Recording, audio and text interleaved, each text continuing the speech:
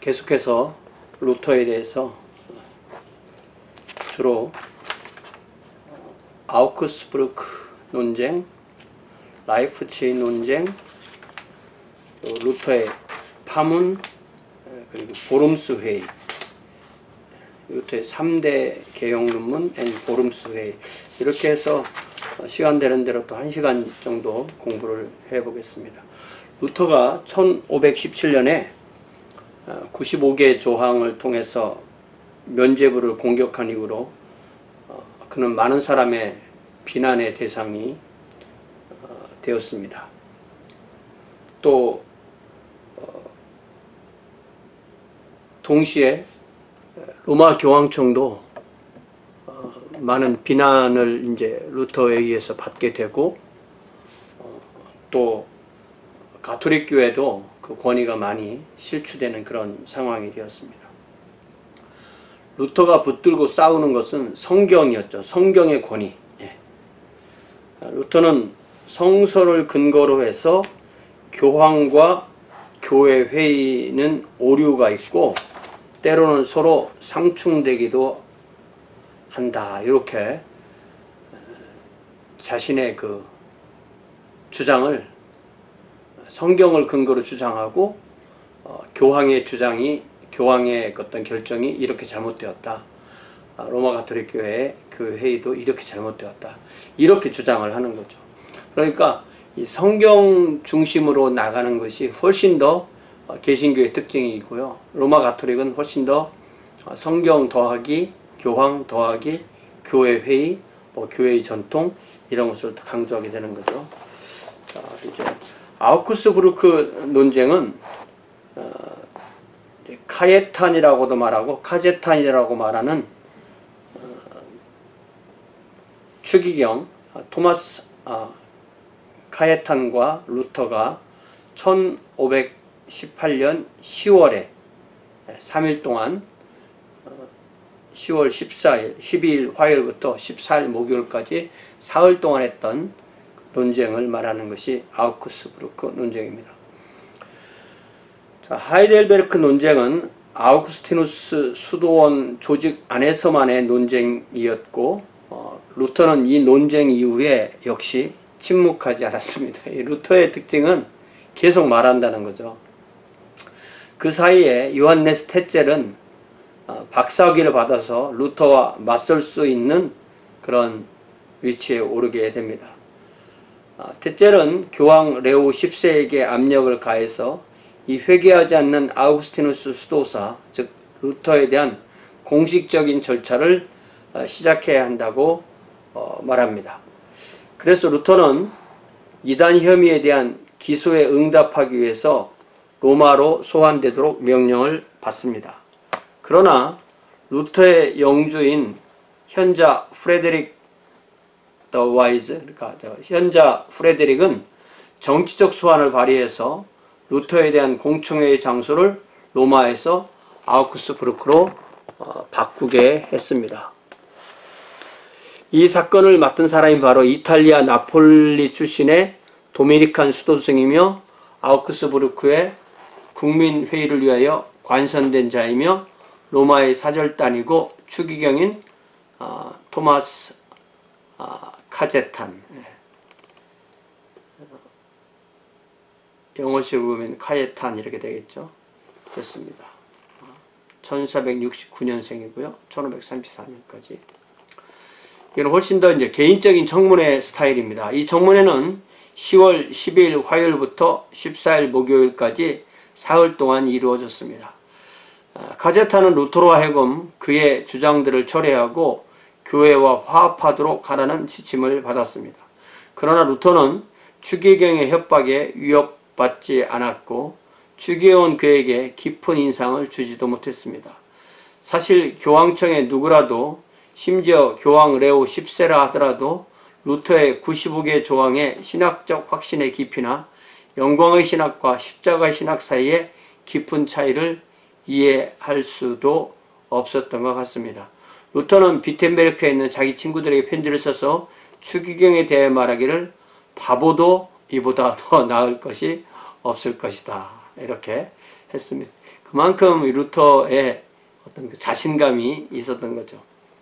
마지막 날에 루터는 자신의 입장을 설명한 문서를 제출합니다. 그 문서의 내용은 다음과 같이 요약될 수 있습니다. 교황의 실수를, 교황도 실수를 범할 수 있고 범하고 있다. 공의회가 교황의 권위보다 우위에 있다. 수찬자의 믿음이 없이 거행된 성례는 아무런 은혜를 전달되지 못한다. 그러니까 이뇨성과 사유성에 있어서 사유성보다는 이뇨성을, 사유성을 기본적으로 인정되고 이뇨성을 더 강조한 거죠. 이 신득이는 확고한 성경적인 기반을 가지고 있다. 이 문서는, 루터는 이 문서를 통해서 그리스도인의 최종적 권위는 성경에 있다고 호소합니다. 결국 이 종교개혁과 개신교의 기초와 토대가 되는 것은 성경이라는 사실을 알 수가 있습니다. 그러나 추기경 카제타는 성경은 해석되어야만 하며 교황만이 이런 일을 감당할 수 있다고 하였습니다. 교황은 성경 위에, 공의회 위에, 그리고 모든 교회 위에 있다고 하였습니다. 그러자 루터는 교황이 성경 위에 있다는 것을 나는 부인한다. 그의 신성은 성경을 모욕하고 있다라고 대답했습니다. 추기경은 화를 참지 못하고 루터에게 떠나라고 소리치므로 청문회는 끝이 났습니다. 아우구스티누스 수도원의 책임자인 스타우피츠는 끝까지 루터를 설득하여 교회의 군주인 교황 레오 10세에게 누를 끼치게 되었다는 용서의 편지를 쓰라고 권면했습니다. 루터는 아무런 반응을 보이지 않았습니다. 수일 후 스타우피츠는 루터를 아우구스티누스 수도원의 맹세에서 면제를 시켜주고 아우크스부르크를 떠납니다. 이로써 루터는 더 이상 자기의 소속 종단의 수도사가 아니게 된 것입니다. 그러니까 이 스타우피츠는 최대한 루터를 교회 안에 그리고 자기 종단 안에 잡아두려고 했던 것입니다. 스타우피츠의 그 인품도 우리가 특별하게 생각해 볼 필요가 있습니다. 이제 루터의 신분은 위험해졌습니다. 소문은 황제 막시밀리안이 안전을 책임져서 루터를 로마로 호송하려 한다는 것이었습니다. 그러자 성당 참사 회원인 랑겐만텔은 10월 20일 그의 종들을 보내 심야에 잠들어 있는 루터를 깨워서 성을 떠나도록 합니다. 이것이 이제 아우크스부르크 성이죠. 수도원 복장으로 바지나 신발도 신지 않고 등자도 없는 말을 탄 루터는 31일이 되어서야 비텐베르크로 돌아올 수 있었습니다. 루터는 이 여정 도중에 뉘렌베르크에서 추기경 카예탄이 아우크스부르크에 있는 루터를 체포하라는 명령서에 사인한 그 사본을 보고 자신이 얼마나 위험한 입장에 서 있었나라는 것을 알 수가 있습니다. 제가 이 부분을 그 윌리엄 이스텝의 르네상스 앤 리포메이션이라는 책을 에서 인용한 건데요. 그 인용을 이 한국의 그리심이라는 곳에서 번역한 이 르네상스와 종교개혁, 이 책이 이 책이 나올 때, 번역서가 나올 때 19회 한국기독교 출판문화상 신학 해외 번역 부분 최우수상을 받은 거예요. 2002년에 이 책이. 그런데 아주 오역투성입니다. 상을 준 사람, 상을 심사한 사람들 아무도 안 읽고 상 준 것 같아요. 제가 볼 때. 어떤 문장이 나오냐면 루터스 파리. 루터스 파리 그러면은 이제 루터 일행이죠. 루터스 파리니까. 루터스 파리는 그 숲을 통과했다. 이런 원어의 문장이 나오는데 루터는 숲속에서 파티를 했다. 이렇게 번역했어요. 이게 도대체 어떻게 그런 오역이 나오는지, 과연 이 번역자가 이 책을 자기가 번역을 한 건지 아니면 누구에게 번역을 뭐 이렇게 부탁한 건지, 어쨌든 그건 뭐 실력이 없는 게 아니라 무성의한 거죠. 예. 어쨌든 이런 번역서를 볼 때는 굉장히 조심해야 됩니다. 어쨌든 말이 안 되면 원서랑 항상 비교해 봐야 돼요. 예. 자, 이제 라이프치히 논쟁. 라이프치히 논쟁 1519년 7월에 있는 논쟁이었고 이때 루터의 상대는 요한 에크였습니다. 마침 신성 로마 제국 황제 막시밀리안이 1519년 1월 21일에 사망합니다. 교황 레오 10세는 과거와는 반대로 루터와 화해하려는 자세를 갖게 됩니다. 왜냐하면 교황은 신성 로마 제국의 황제로 프랑스의 프랑스와 1세나 스페인의 카를로스 1세보다 sakso니의 선제후 프레데릭 더 와이즈가 신성로마 제국의 황제로 선출되기를 선호했기 때문입니다. 그래야 교황은 독일인이며 프레데릭의 친척인 칼 폰 밀티즈를 추기경 카예탄의 특별 보좌관으로 임명하여 루터를 잘 다루어 교회와 화합하도록 하라고 특별한 임무를 맡깁니다. 그러나 교황 레오 10세의 이러한 노력에도 불구하고 결국 1519년 6월 28일에 스페인의 카를로스 1세가 신성로마 제국의 새로운 황제로 선출되어 카를 5세로 부르게 됩니다. 그러니까 스페인 이름으로 부르면 카를로스고 영어로 부르면 그러니까 독일어로 부르면 카를이 되고 영어로 부르면 찰스가 됩니다. 그래서 이것은 신성로마 제국이 이제 독일 중심이니까 카를 5세 보통 이렇게 부릅니다. 교황의 그 특별한 그 임무를 맡은 밀티즈, 칼 폰 밀티즈는 제일 먼저 이제는 은퇴해서 수도원에 있는 요한 tet제를 만납니다. 다음에는 프레데릭을 만나서 교황의 전통적인 선물인 금으로 된 장미를 뇌물로 바치면서 루터가 협조하기만 한다면 그에게 추기경의 모자를 씌워줄 수 있을 것이라고 생각합니다. 추기경이 뭐길래 루터에게 추기경 될 테니까 조용히 해달라 이렇게 하는 거죠. 그러나 루터나 프레데릭이나 그 제안을 받아들이지도 않았고 위협을 느끼지도 않았습니다. 그러니까 이 프레데릭이 없으면 루터도 없는 겁니다. 프레데릭이 보호해줬기 때문에 루터가 있는 거죠. 카제타는 이미 또 하나의 공청회를 계획해서 루터를 프레데릭의 영역이 아닌 어떤 그 중립지대, 자기가 그를 여차하면 체포할 수 있는 그런 안전지대라고 했지만 중립지대로 몰아넣을 계획을 세웠습니다. 그래서 1519년 7월에 라이프치히 회합이 열리게 됩니다. 그러나 라이프치히는 중립지역이 아니었습니다. 라이프치히는 공장역 색소니의 핵심 지역이었으며 공장역 색소니는 선제후 색소니의 라이벌 지역이었습니다. 당시 공장역 색소니의 통치자는 게오르기였습니다. 게오르기 공작 듀크 조르지, 영어로는 듀크 조르지 이렇게 되죠.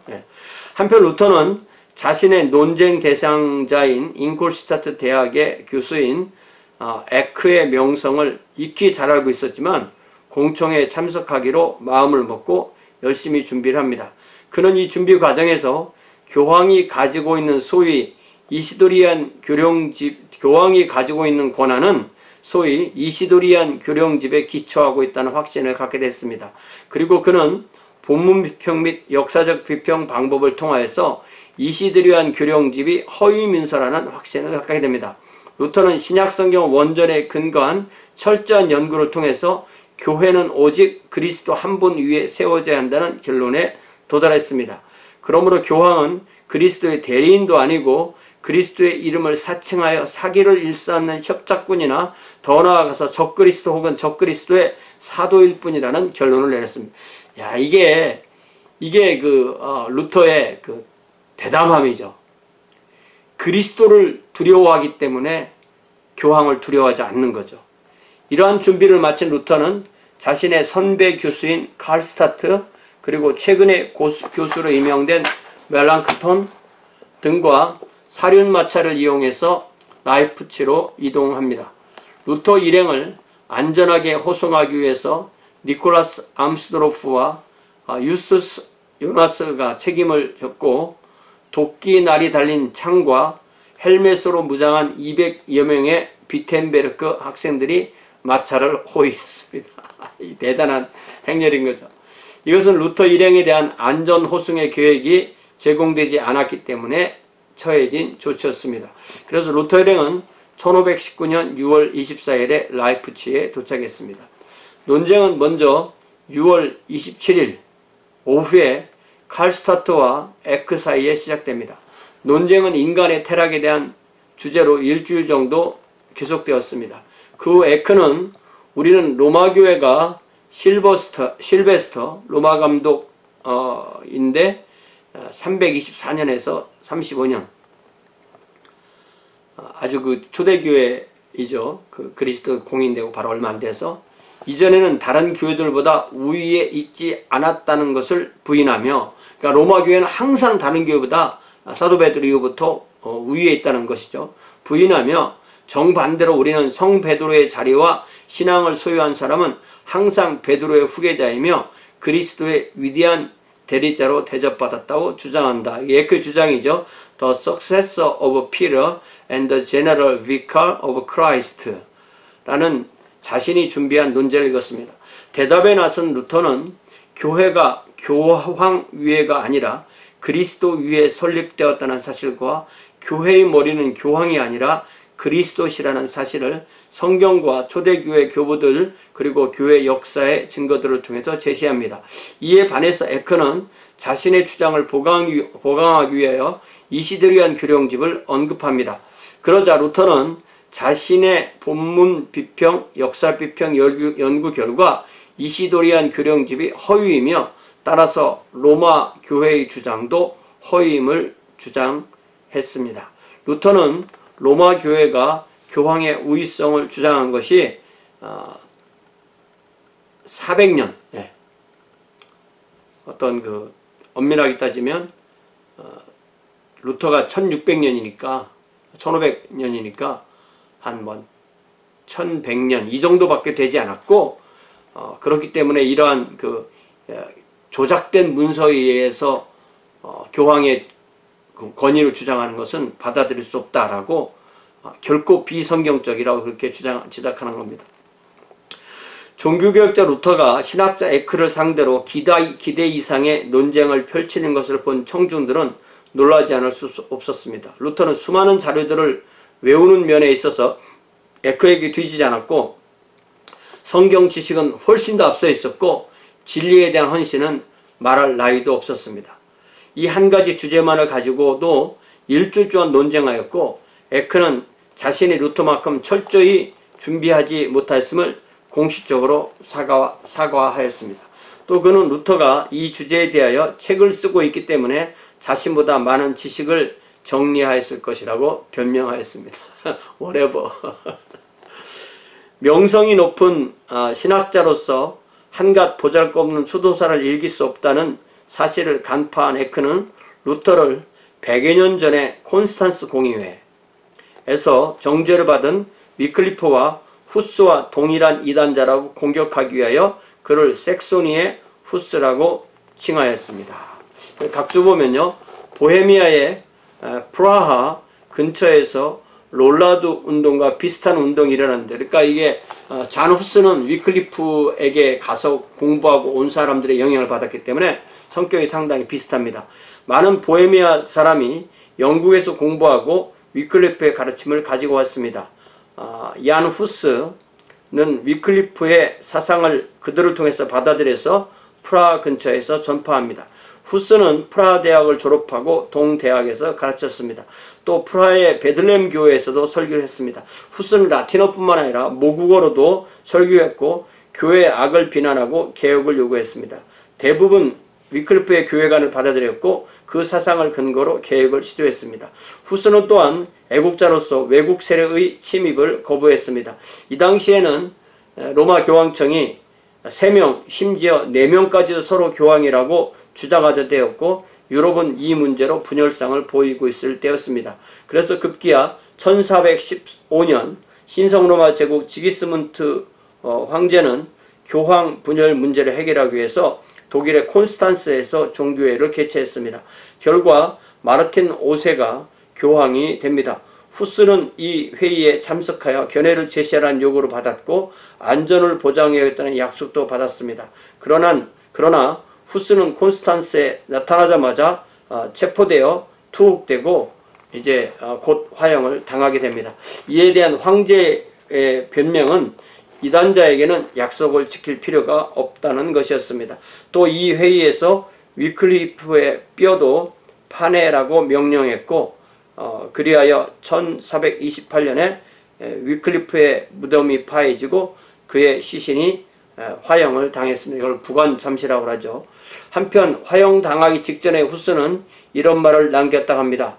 당신들은 오늘 거위 한 마리, 후스라는 말이 이 체코말로 거위라고 그렇게 한다고 그래요.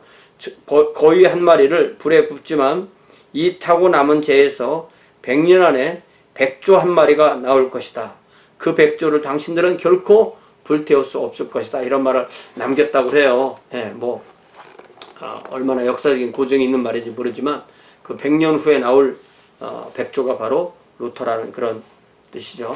루터는 근본적으로 교회로부터의 분리를 원하지 않았기 때문에 나는 보헤미아인들의 주장을 배격하고 나는 그들의 분열을 한 번도 인정한 일이 없었소. 그들은 교회에서 떠나지는 말았어야 했소라며 에크의 정죄를 부인합니다. 그러니까 자신의 그 주장을 철회한 것이 아니라 이 후스가 교회의 분열을 하려고 했다는 것, 그거는 인정하지 않는다 라고 했습니다. 그런데 점심시간이 되어서 정회가 되자 루터는 라이프치히의 대학 도서관으로 달려가서 콘스탄스 공유에 관한 기록을 찾아보았습니다. 야, 이게 얼마나 대단한 겁니까? 루터는 그 장단점이 뚜렷한 사람이죠. 정말 대단한 사람입니다. 놀랍게도 그가 정죄받은 조목 가운데 다음과 같은 내용이 들어있다는 것을 발견했습니다. 하나이며 거룩하고 보편적인 교회는 택함을 받은 자들의 무리다. 보편적인 거룩한 교회는 하나다. 그러니까 뭐 로마 가톨릭 교회에 있든 동방정교회에 있든 다 교회인데 로마 가톨릭 교회에서 떠났다고 해서 그 사람을 교회 일부라고 안 할 수가 있느냐. 택함 받은 자가 교회이지 어떤 교회에 어떤 교파에 소속되어 있다고 교회냐. 벌써 이런 동방정교회와 이 로마 가톨릭 교회가 분열되어 있었기 때문에 루터는 로마 가톨릭 교회가 유일한 그런 옵션이라고 그렇게 믿지 않았다는 거죠. 오후 2시 회의가 속개되었을 때 루터는 이렇게 선언합니다. 후스가 내세웠던 조항 중에는 교회가 정죄할 수 없는 참으로 그리스도교적이고 복음적인 것이 있음을 발견했소. 로마 교회가 우위인 것을 인정하지 아니해도 구원을 얻을 수 있다 하는 진술이 위클리프의 것이든지 후스의 것이든지 나는 상관하지 않소. 로마의 우위를 인정하지 않았던 수많은 그리스 사람들도 구원받은 사실을 나는 알고 있어. 그러니까 이게 동방정교회, 그리스 종교회 이렇게 말하듯이 그럼 그리스 종교에 속한 사람은 다 구원받지 못했냐 이 이야기죠. 이에 대해 에크는 그대가 만약 후스와 위클리프의 입장을 변호한다면 그대야말로 이단이며 하나님을 모독하는 자이며 참으로 어리석은 자요라고 소리쳤다. 루터는 다시 종교회의도 가끔 잘못을 범합니다. 종교회의들을 보시오. 서로 모순되는 것들이 많지 않습니까? 성경으로 무장된 평신도가 오히려 교황이나 종교회보다 더 신뢰할 만합니다. 성경 때문에 우리는 교황과 종교회를 거부해야 합니다라고 단호하게 맞섰습니다. 그러니까 성경이 맞다고 하면 맞는 거고 성경이 틀린다면 틀리는 거지 우리가 어떻게 어떤 한 사람에 의해서 성경 말씀의 내용이 바뀔 수 있냐, 어떤 사람들이 모여서 회의에서 결정했다고 해서 어떻게 성경 말씀이 바뀔 수가 있냐, 그렇게 말하는 거죠. 이에 대해 에크는 이것은 보헤미아의 병균입니다. 이것은 참으로 기가 막힌 일입니다라고 한탄했습니다. 만약 그대가 콘스탄스 회의를 거부하고 합법적으로 소집된 종교회의가 오류를 범할 수 있다고 말한다면 그대는 나에게 이방인과 바리새인과 마찬가지요. 그러니까 이게 콘스탄스 종교회의의 결정을 루터가 거부하니까 이렇게 에크가 나오는 거죠. 루터와 에크가 다룬 두 번째 문제는 연옥, 퍼거토리에 관한 것이었습니다. 에크는 구약 외경 마카비 2서 12장 45절에 그가 죽은 자들을 위해 속량을 이루므로 그들의 죄에서 벗어나게 되었다를 인용하면서 연옥의 실제를 주장했습니다. 루터는 마카비서가 구약 정경에 속하지 않고 외경에 속함으로 권위가 없다고 주장했습니다. 루터는 논쟁의 고장에서 교황과 종교의 권위를 부인했고 이제 외경의 권위도 부인했습니다. 자, 그들이 다룬 세 번째 논제는 면죄부, 인덜전시와 고행, 페난스에 관한 문제였습니다. 그러나 면죄부 자체에 대한 토론은 없었습니다. 그러나 고행 문제에 대해서 에크는 계속 루터를 공격합니다. 교회는 모두 잘못을 범했고 그대만이 무엇을 참으로 안다는 말인가? 이에 대해서 루터는 답변하기를 하나님은 당나귀를 통해서 말하지 않았습니까? 예, 그 민수기에 나오는 그 이야기, 발람에게 말했던 당나귀 그 얘기하는 겁니다. 내가 생각하는 것을 그대에게 말하겠소. 나는 그리스도교 신학자입니다. 나는 내가 믿는 진리를 피 흘려 죽기까지 변호하기로 작정했습니다. 나는 그 진리가 가톨릭 교회에 의해서 선언되었든지 이단에 의해서 선언되었든지 상관치 않고 종교회가 인정하든지 인정하지 않든지 간에 나는 진리만을 고백하겠습니다. 이 논쟁은 총 18일간 지속되었고 루터는 최종적으로 다음과 같이 말합니다. 신성한 박사께서 물거미가 물에 대하여 그렇게 하듯이 성경을 심오하게 꿰뚫어 보고 있으면서도 사실은 악마가 십자가에서 그렇게 했듯이 그가 성경으로부터 도망치고 있는 것을 보고 저는 통탄을 금하지 못하겠습니다. 물거미는 물 위에서 있지만 물속에 들어가지 않고 물을 정확하게 알지만 물속에 들어가지 않죠. 사탄도 성경을 100% 알고 있지만 그것을 결코 믿지 않죠. 그것과 에크가 비슷하다는 아주 통렬한 그 비난입니다. 그러므로 저는 교부들에 대한 전적인 존중함과 함께 성경의 권위를 더 의지하며 나는 성경을 미래의 재판관들로 의탁합니다. I grieve that the Holy Doctor penetrates the scriptures as profoundly as water spies the water. In fact, he flees from them as the devil from the cross. Therefore, with all reverence for the fathers, I prefer the authority of the scriptures, which I commend to the future judges. 대단한 이 루터의 그 용기, 또 학식, 진리의 헌신, 그리고 담대함, 이런 모든 것이 다 드러나는 겁니다. 논쟁 후에 프라하에 있는 후스파 지도자들로부터 두 통의 편지가 루터에게로 보내집니다. 후스가 한때 보헤미아에 있었던 것처럼 지금 그대 마르틴이 색소니에 있어 굳게 서시오. 편지와 함께 후스에 져서 교회에 대하여 온 더 철치 한 권이 도착했습니다. 루터는 고백하기를 라이프치히에서보다 나는 지금 후스의 입장에 더 많이 동의한다고 했습니다. 1520년 2월에 모르듯 알든 우리는 모두 후스파다라고 선언했습니다. 그러니까 이 후스파는 종교개혁 이전의 종교개혁자들이었던 것이 맞는 거죠. 에크는 이때 로마에서 교황에게 다음과 같이 보고하였습니다. 죄악의 자식이 The son of iniquity 이제는 섹소니의 후스가 되었습니다. The Saxon of Hus. 그러니까 후스파를 정죄한 로마 가톨릭 입장에서는 루터를 섹소니에 있는 후스파다 이렇게 말하는 것이 가장 명확한 정죄가 되겠죠. 로마 교회의 가르침과 주장을 거절한 루터는 과거에는 볼 수 없었던 보다 확고한 제세를 가지게 되었습니다. 그의 고결성, 인테그리티는 순교를 당한 후스를 확실하게 인정하도록 했습니다. 그의 학문성, 그의 스칼라십은 그가 그리스도교 인문주의자들의 가르침을 충분히 배웠다는 것을 증명하였습니다. 그래야 마침내 그의 주위로 많은 인문주의자들이 결집하기 시작했습니다. 이게 루터의 강점입니다. 멜랑크톤을 중심으로 한 많은 인문주의자, 배웠지만 또 진리를 위해서 싸우기를 원했던 사람들이 그의 주변에 모이기 시작하는 거죠. 그들은 루터 안에 자신들과 같은 정신이 흐르고 있음을 간파했습니다. 사실은 그 이상이었습니다. 그들은 그의 용기를 인정하고 성원했습니다. 그들은 또한 성경을 역사적 문법적으로 해석하고 본문 비평의 도구를 사용하는 그의 입장을 인정했습니다. 루터가 가진 하나님에 대한 인식, 그리스도인에게 계시되었던 신약 성경에 기록된 복음에 대하여 전적으로 헌신하는 그의 자세가 새로운 운동의 원동력을 제시했던 것입니다.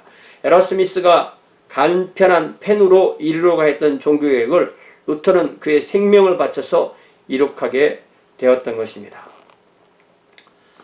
자, 이제 1520년 6월 15일에 루터는 교황으로부터 파문장을 받게 됩니다. excommunication. 이게 뭐냐면 회개해라. 회개하지 않으면 누가 너를 죽여도 괜찮고 또 영원히 지옥에 간다. 이런 내용이 되게 되는 겁니다. 1520년이 되어서 루터는 1520년까지도 루터는 죽음을 면하고 살아 있었습니다.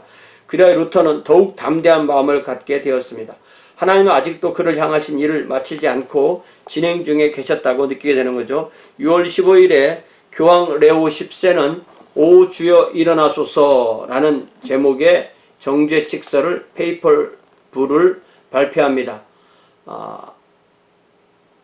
엑설게 도미네, 영어로 번역하자면 Arise, O Lord. 네. 그 내용을 좀 읽어보면요. 오 주여 일어나소서. 그리고 주님 자신의 사건을 심판하소서. 온종일 우둔함으로 가득 차 있던 사람들에 대한 주님의 꾸짖으심을 기억하소서. 우리들의 기도를 들으소서. 여우들이 일어나서 오직 주님 홀로만이 밟아 오신 포도주 틀에 있는 포도원을 망치려고 하고 있기 때문입니다. 주님께서 주님의 아버지께 승천하시려 하실 무렵 주님은 승리의 교회의 상징인 포도원의 관리, 통치, 그리고 행정을 주님의 대리인이자 그 교회의 머리인 베드로와 그의 계승자들에게 맡기셨습니다. 숲에서 나온 야생 멧돼지가 주님의 포도원을 망치려고 하고 있으며 모든 야수들이 그 포도원에 와서 먹고 있습니다. 여우, 이 이야기는 아가서에서 나오는 그 비유죠. 그리고 멧돼지, 그리고 야수들, 이렇게 어떤 짐승들로 비유를 합니다. Arise, O Lord, and judge your own cause. Remember your reproaches to those who are filled with foolishness all through the day. Listen to our prayers, for foxes have arisen seeking to destroy the vineyard, whose winepress you alone have trod. When you were about to ascend to your father, you committed the care, rule, and administration of the vineyard, an image of the triumphant church, to Peter as the head and your vicar and his successors. 그러니까 베드로와 그의 계승자들, 교황의 대리인, 그러니까 그리스도의 대리인, 이게 교황을 부르는 공식적인 칭호가 되는 겁니다. The wild boar, 이게 이제 야생 멧돼지란 말입니다. From the forest seeks to destroy it, and every wild beast feeds upon it. 이런 거 인터넷에 찾으면 뭐 풀로 그 전체를 다 읽을 수 있습니다. 이 직서에는 루터의 주장 중에서 신학적으로 잘못되었다고 주장되는 41개의 조항이 열거되어 있었습니다. 교황은 루터에게 자신의 주장을 철회할 수 있는 60일의 기간을 주었습니다. 그러나 직서가 로마에서 독일까지 도착하는 데만 90일, 석 달이 걸렸습니다. 교황의 직서의 사본이 비텐베르크에 도착하자 루터가 이끄는 학생들과 교수들은 그 일로 인하여서 축제를 벌였습니다. 그들은 거대한 화투불을 피워놓고 위조 이시드리안 교령집, 수도 이시드리안 디클레터스와 교황의 출교 직서, 교회 법전, 또 스콜라 신학자들의 서적 등을 그 불 속에 던져 태워버림으로써 교황의 출교에 공식 응답하게 됩니다. 이로써 루터와 로마 교회는 서로 돌아올 수 없는 강을 건너게 되었던 것입니다. 했던 데는 이제 에르푸르트 대학에서 이걸 했고요. 그 나머지 쟤는 강에다가 던졌다고 합니다. 그리고 이제 그 자리에 불태웠던 자리에 기념해서 참나무를 심었다라는 말도 있죠. 그리고 이 1520년 나머지 기간 동안에 소위 그 루터의 3대 개혁 논문이라는 그 글들을 쓰게 됩니다. 1520년 루터는 개혁 운동의 핵심을 다루는 몇 가지 주요 저작을 저술하는데요. 첫 번째는 독일 귀족에게 고함, 프레데릭 더 와이즈를 포함해서 이 루터의 입장을 지지해주는 독일의 그 어떤 실제적인 권력을 가지고 있는 영주들, 그리고 루터의 편에 돌아서라고 그렇게 부탁하는 그런 사람들을 위해서 쓰는 그 독일 귀족의 고함이 An Address to the German Nobility 8월에 씁니다. 이 작품에서 루터는 로마 가톨릭교가 세운 세 가지 담에 대해서 얘기를 하는 겁니다. 1.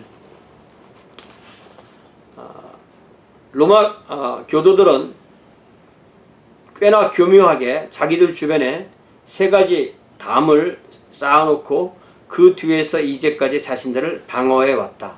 그래야 아무도 그들을 개혁할 수 없었다. 그리고 이것이 전 그리스도 교회를 통하여 번진 무서운 부패의 원인이 되었다. The three words of the Romanists, 로마주의자들이 세운 세 가지 담들, 그런 거죠. The Romanists have, with great adroitness, drawn three walls around themselves, with which they have hereto protected themselves, so that no one could reform them, whereby all Christendom has fallen terribly. 그러니까 이 로마 교회가 아주 효과적으로 세 개의 담을 이렇게 세워놨기 때문에 그들 스스로도 개혁도 못하고 다른 사람들도 그들을 개혁해 줄 수가 없었다. 그런 얘기죠. 첫째로 로마 교도들은 속권에 의하여 억압을 당하면 법령들을 만들어서 속권은 그들에 대하여 아무 지배권도 없고 오히려 영적인 권능이 속권 위에 있다고 선언하고 주장해왔다. 세속 권력이 교회를 개혁할 수 없게 만들었다는 거죠. Firstly, if pressed by the temporal power, they have affirmed and maintained that the temporal power has no jurisdiction over them, but on the contrary, that the spiritual power is above the temporal. 두 번째, 로마 교도들은 성서에 의거하여 책망하려고 하면 그들은 교황에게는 아무도 성서를 해석할 수 없다고 거부하였다. Secondly, if it were proposed to admonish them with the scriptures, they objected that no one may interpret the scriptures but the Pope. 그러니까 이 교황이 성경을 제대로 해석하지 못하면 아무도 그것을 막을 수 있는 사람이 없게 되는 거죠.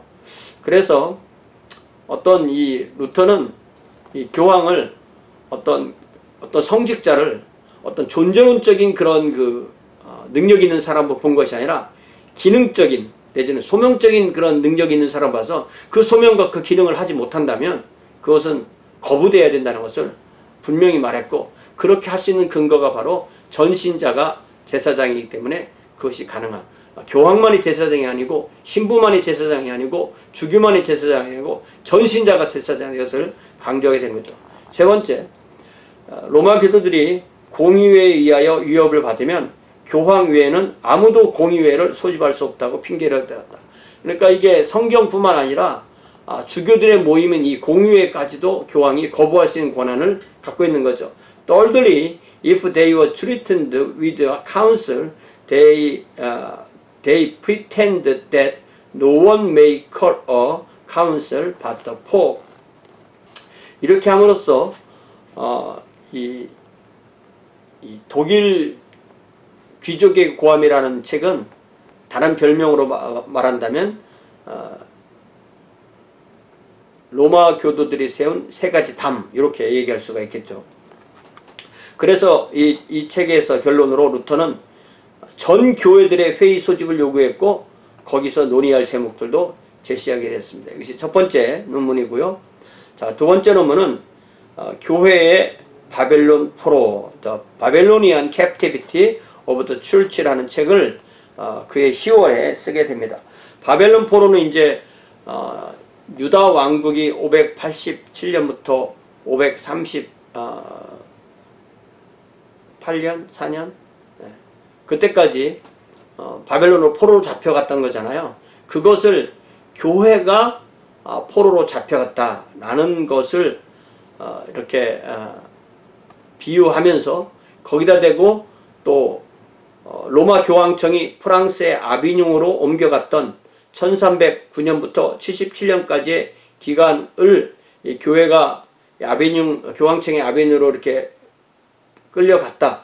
그거랑 섞어서 다시 로마 교회의 7성례전을 논박하는 책이 바로 교회의 바벨론 포로입니다. 그러니까 교회의 바벨론 포로는 결국 7성례전에서 2개 내지 3개만 인정하고 나머지는 거부하는 그런 것입니다. 그는 특히 가톨릭의 성만찬론 비판에서 세 가지 포로 상태를 말합니다. 평신도에게 포도주를 주지 않는 것, 후스파에서 이거 강조했죠. 그래서 그 사람들은 그 성배를 들고 우리도 포도주를 마셔야 된다. 주님께서 왜 신부들만 그 포도주를 마시게 했느냐, 이렇게 해서 요거를 공격하고요. 화채설을 공격하고 미사가 희생 제물이라는 것, 미사를 통해서 매번 예수 그리스도가 희생된다, 이런 거 다 거부했습니다. 이 작품에서 루터는 성례전을 7가지에서 2가지로 축소했는데 베프티즘과 주의 만찬을 성례전으로 인정했고 견진도 받아들이긴 했지만 성례전이라고 보지는 않았습니다. 루터는 성례전에 새로운 정의를 내립니다. 베프티즘에서 그는 유아 세례를 계속 옹호했습니다. 그러나 그는 침례가 가장 성서적 베프티즘의 양식이라고 가르쳤습니다. 주의 만찬에서는 빵과 포도주가 모두 평신도에게 주어져야 된다고 주장했습니다. 그는 화채설은 아니지만 주의 만찬에 그리스도의 실제 임재, 리얼 프레젠스가 있다는 교리를 옹호했습니다. 이러한 그의 견해는 비록 그가 사용한 용어는 아닐지라도 공제설, consubstantiation이라고 그렇게 불립니다. 이 견해에 따르면 주의 만찬 참여자는 빵과 포도주와 함께 그리스도의 진짜 살, 진짜 피를 받는다고 그렇게 주장했습니다. 따라서 빵과 포도주가 그리스도의 살과 피로 변하는 화채는 없지만 그걸 받을 때 그리스도의 진짜 살과 진짜 피를 받는다. 그러니까 이거는 화채살하고 뭐 크게 어떻게 다른지 좀 구분이 애매하죠.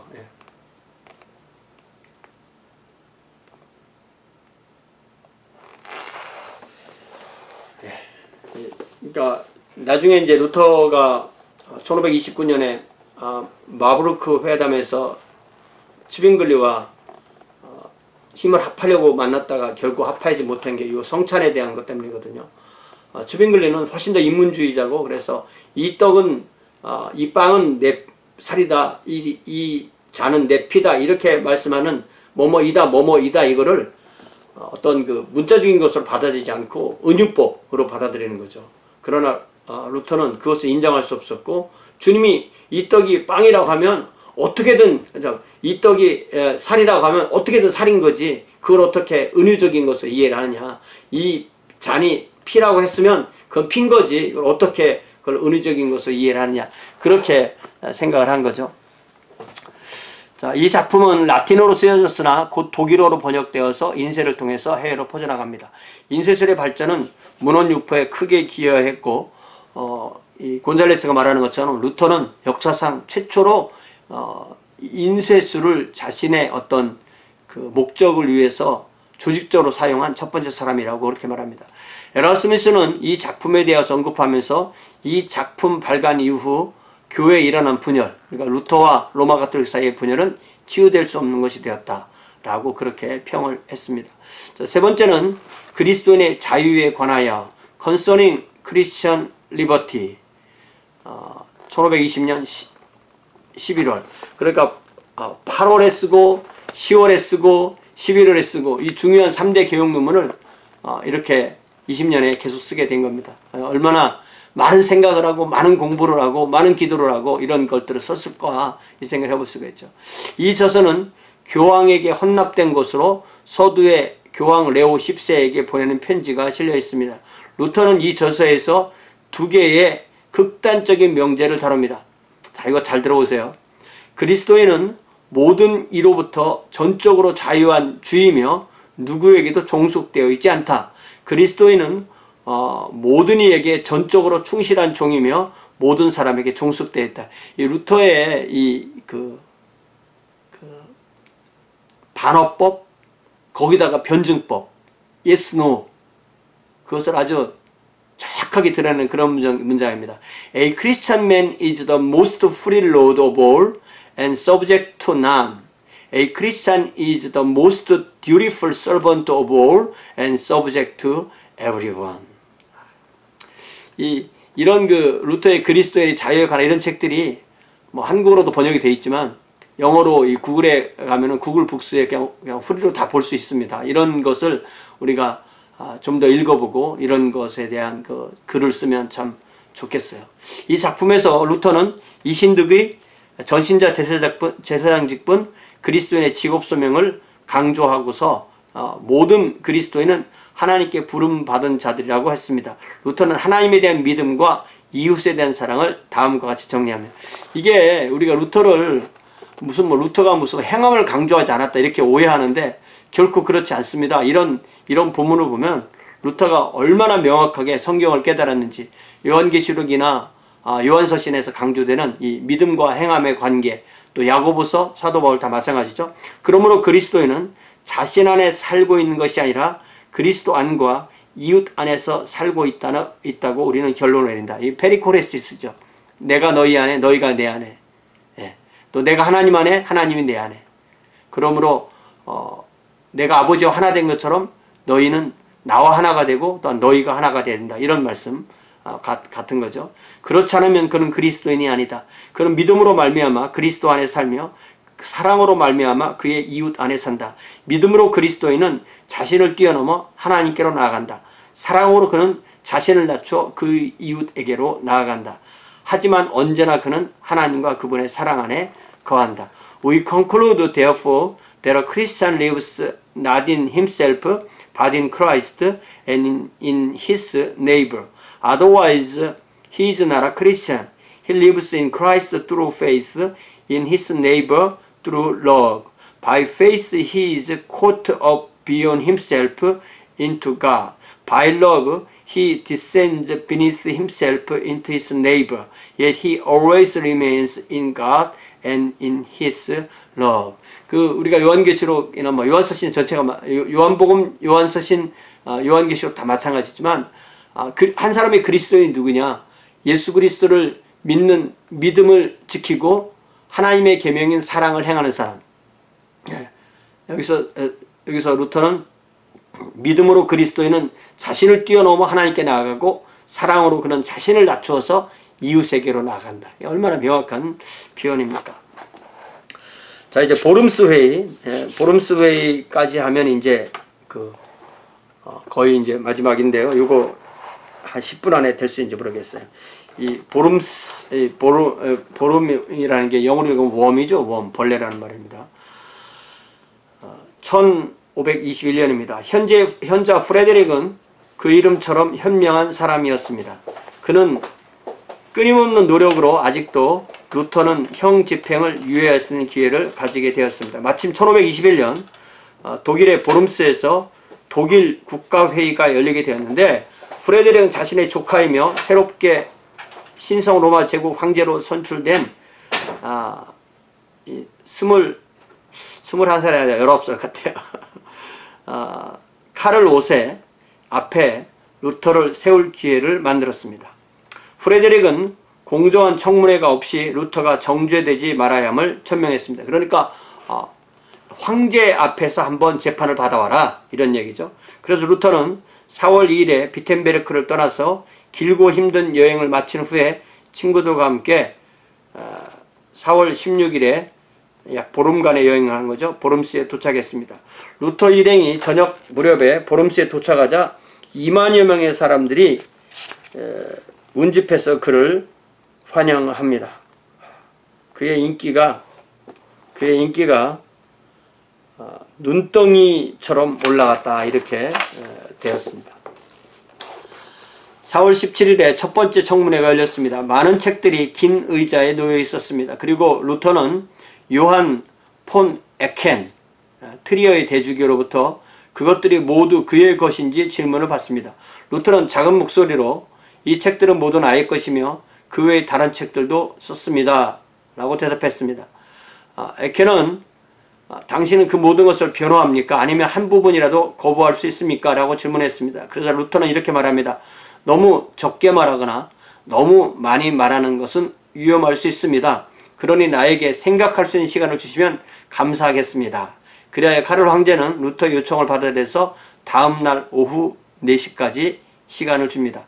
이제 4월 18일이 되어서 더 많은 사람들이 루터의 답을 직접 듣기 원했기 때문에 더 큰 회의실에서 모이게 되었습니다. 에켄은 어제의 질문을 다시 묻습니다. 루터는 자신의 책들이 주로 3가지 내용을 가지고 있다고 분석합니다. 첫 번째, 그리스도인의 삶에 실천적으로 필요한 것을 언급하는 책들. 이거는 별 위험하지 않다는 거죠. 두 번째, 교황을 정죄하는 책들. 교황은 타락한 교황청과 부정한 교회법과 더불어 혐오스러운 잘못을 저지르고 있다. 이 모든 것들은 독일 국민들에게 견딜 수 없는 무거운 짐을 지운 것이다 라고 이 독일 민족주의에 호소하는 것입니다. 세 번째, 복음의 원수들에 대하여 쓴 책.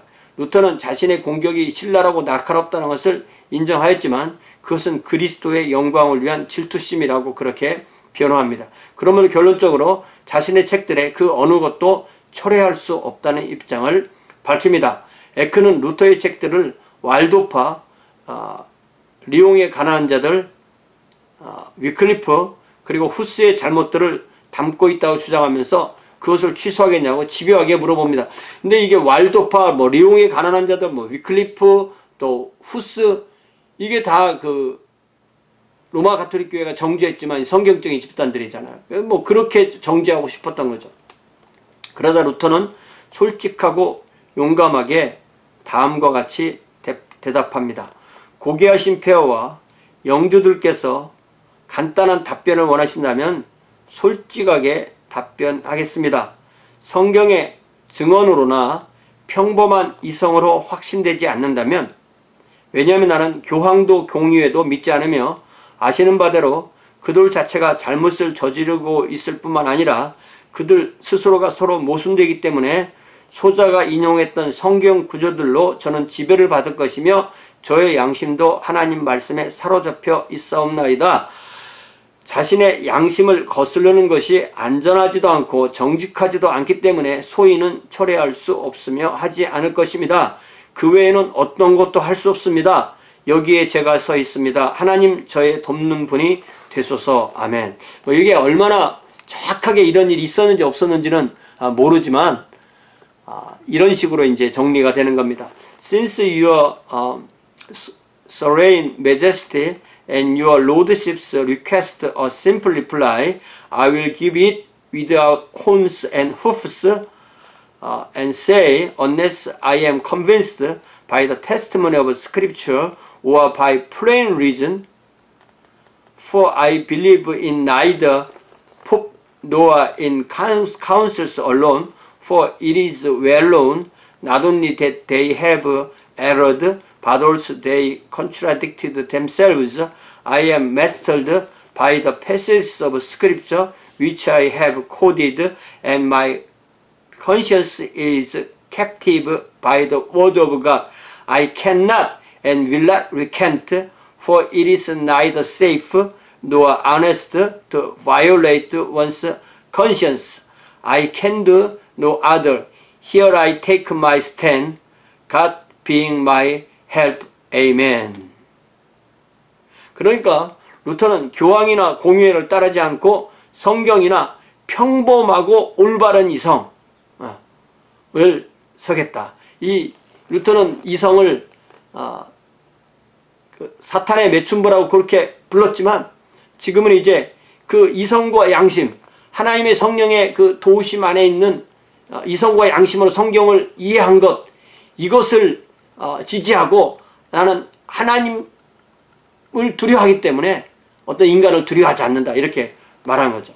어떤 교회가 하나님을 떠났을 때 그 교회에 어떻게 대적하느냐라는 것을 루터가 명확하게 이야기를 한 겁니다. 4월 24일 교황의 조사관 제롬 알레안더는 보름스 칙령을 준비했고 카를 오세는 제후를 불러서 서명하도록 합니다. 정해진 시간이 지나고 나면 루터는 그 누구의 도움도 받을 수 없다. 그의 추종자도 역시 정죄받게 된다. 그의 저서들은 사람의 기억에서 근절될 것이다. When the time is up, no one is to harbor him. His followers also are to be condemned. His books are to be eradicated from the memory of man. 칙령은 5월 6일까지 안전호송의 기간을 주었지만 5월 26일까지 영주들의 서명이 이루어지지 않았습니다. 색소니의 프레드릭, 더 팔라틴의 루드빅 등은 서명을 거부합니다. 이로써 루터는 3번에 걸친 파문을 받았습니다. 루터는 말합니다. 1518년 스타우피츠는 수도원에 대한 순종의 서약으로부터 나를 풀어주었고 아우그스부르크에 혼자 내버려 두었다. 그 후 교황이 다시 자신의 교회로부터 나를 끊어버렸고 이제는 마지막으로 황제가 그의 제국으로부터 나를 끊어버렸다. 그러나 주님은 나를 영접하셨다. 마지막 말은 시편 27편 10절에 나온 내 부모는 나를 버렸으나 여호와는 나를 영접하시리라 라는 말씀을 생각나게 하는 거죠. 하지만 루터는 자신이 하나이며 거룩하고 보편적이며 사도적인 교회 One Holy Catholic and Apostolic Church를 떠난다고 생각하지 않았습니다. 오히려 그는 교황제도의 로마 가톨릭 교회를 사탄의 매춘부 교회라고 언급하면서 온전한 교회를 설립하기 위하여 그의 온 생애를 불태웠습니다. 그는 교회를 개혁하여 새롭게 세우는 것이 그의 마지막 소명이라고 생각했습니다. 그래서 루터의 이름으로 불리는 루터교회가 탄생하게 되는 것입니다. 루터 일행은 4월 26일 보름스를 떠났습니다. 아이젠하프에서 루터와 여행하던 사람들은 두 그룹으로 나눠졌는데 그것은 루터가 메흐라에 있는 삼촌 하인즈 가족과 할머니를 방문하기로 결정했기 때문입니다. 루터의 일행이 메스라에서 튜링기안 숲을 지나 고타길에 들어섰을 때, 이게 아까 말한 그 부분인 것 같아요. 그죠? 그들은 3명 내지 5명의 무명의 괴한들에게 공격을 받습니다. 복면한 괴한들이죠. 루터는 땅에서 몸부림쳤고 그의 눈은 가려졌고 괴한들은 그를 말에 태워 늦은 밤에 발트부르크 성곽으로 데리고 왔습니다. 그것은 프레데릭에 속한 성이었습니다. 프레데릭이 납치를 가정해서 루터의 생명을 구하기 위해서 그의 성으로 루터를 안전하게 숨긴 것입니다. 그러나 루터가 납치를 당했다는 소문이 나면서 그의 친구들은 로마 가톨릭 사람들이 그렇게 했다고 생각하게 되었습니다. 로마 가톨릭 사람들 역시 같은 생각을 했습니다. 처음에 루터는 프레데릭의 보호를 받는 것을 못마땅하게 생각했습니다. 루터는 발트부르크 성곽에 있는 10개월 동안 1521년 4월부터 1520년 2월까지 에라스미스가 출판한 헬라 성경으로부터 직접 독일어로 신약 성경을 번역하게 되었습니다. 그 전에 독일어 성경들이 있었으나 라틴 벌게로부터 번역되어서 읽기가 어렵고 조잡한 표현이 많았습니다. 그러나 루터는 성경을 이제 1522년에 신약, 1534년에 신구약을 완역함으로써 종교개혁에 큰 영향을 주게 됐습니다. 그래서 일반 신도들이 성경을 읽을 수 있었고 이로 인해서 독일어도 크게 발전했다는 것을 우리가 알게 되죠. 여기까지 하겠습니다. 감사합니다.